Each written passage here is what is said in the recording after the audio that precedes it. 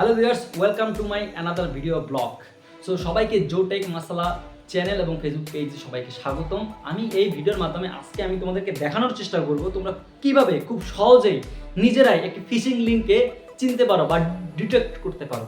হ্যাঁ, তো fishing link সম্পর্কে আমি তোমাদেরকে একটু সংক্ষেপে বলে নেই। ফিশিং লিঙ্ক হচ্ছে এমন একটি ফিশিং লিঙ্ক যেটা দেখতে অবিকল অরিজিনাল লিঙ্কের মতো মনে হয়, কিন্তু ওই লিঙ্কে ক্লিক করে একজন ইউজার, সে সোশ্যাল মিডিয়া ইউজার হতে পারে কিংবা তার ব্যাংকের যে অ্যাকাউন্ট আছে সেই অ্যাকাউন্টের ইউজার হতে পারে, ওই লিঙ্কে ক্লিক করার মাধ্যমে আপনি হারিয়ে ফেলতে পারেন আপনার গুরুত্বপূর্ণ যাবতীয় তথ্য বা ক্রেডেনশিয়াল কিংবা পাসওয়ার্ড। হ্যাঁ, হ্যাকার আপনাদেরকে ইমেল বলেন কিংবা মেসেঞ্জার বলেন বা হোয়াটসঅ্যাপ বলেন, হ্যাঁ, বা মেসেজ বলেন, নাম্বারে যে মেসেজ সেইগুলোতে এই ধরনের ফিশিং লিঙ্ক পাঠিয়ে হাতিয়ে নিতে পারে আপনার গুরুত্বপূর্ণ যাবতীয় তথ্য, পাসওয়ার্ড কিংবা ব্যাংকের যে লগ ইন পাসওয়ার্ড, এগুলো। ঠিক আছে, সো চলুন আমি আপনাদেরকে দেখানোর চেষ্টা করি কিভাবে খুব সহজে আপনারা একটি ফিশিং লিঙ্ককে নিজেরাই চিনতে পারবেন বা চিহ্নিত করতে পারবেন যে এটা fishing link. So let's begin this video.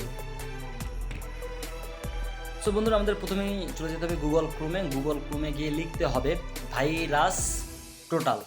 So আমরা ভাইরাস টোটাল লিখে ফেললাম, লিখে এবার সার্চ করব। হ্যাঁ,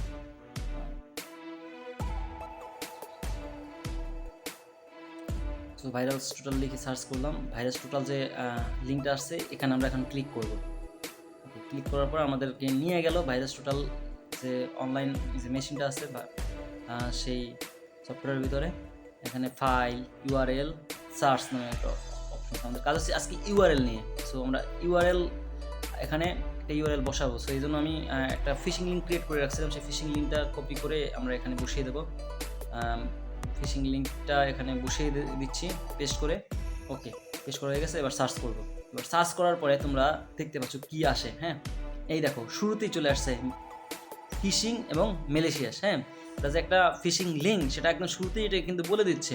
এই যে অনলাইন যে সফটওয়্যারটি আছে আর কি, ভাইরাস টোটাল, দেখতে পাচ্ছ ফিশিং লিঙ্ক, তারপর ম্যালিশিয়াস আর কি।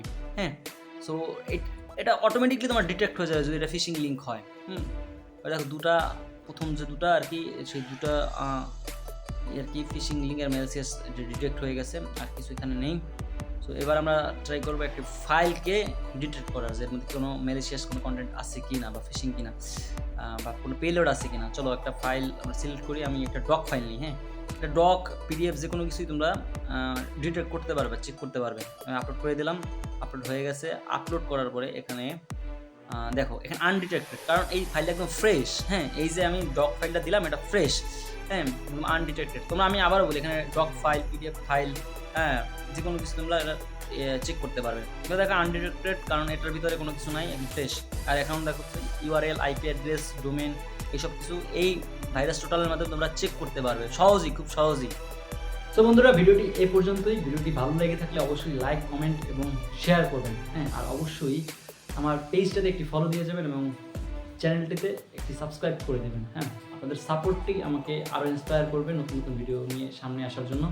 আর আমি অন্য নতুন কোনো ভিডিওতে আমি আপনাদেরকে দেখাবো কীভাবে ফিশিং লিঙ্ক ক্রিয়েট করা হয় এবং এই ফিশিং লিঙ্কের মাধ্যমে কীভাবে এই ফিশিং অ্যাটাকগুলো দেওয়া হয়, হ্যাকাররা কীভাবে এই কাজগুলো করে থাকে।